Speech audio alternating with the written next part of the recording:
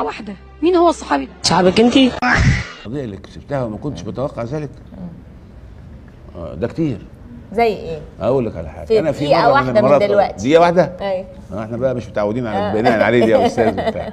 انا جاني مره من 20 سنه راجل كبير جدا ضخم الجثه عريض المنكبين زي ما بيقولوا من اهالي الصعيد، وجاي يوكلني في امر ابن اخوه اتظبط معاه ذخائر يجي 7000 طلقه على شط النيل، كان واخدهم مسروقين من قوات مسلحه هيهربهم على الصعيد. وانت عارفه طبعا الصعيد يعتبر الرجل في الصعيد ان لو معهوش سلاح تبقى مصيبه وكارثه، ويبقى يعني ومساله بقى توفير الذخائر دي مساله مهمه جدا.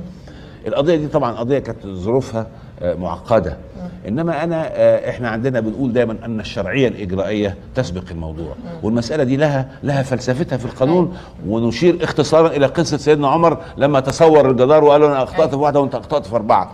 كان دفاعي كله اجرائي، وحطيت 200 متراس امام المحكمه بحيث صار الحكم بالبراءه غصبا وقهرا.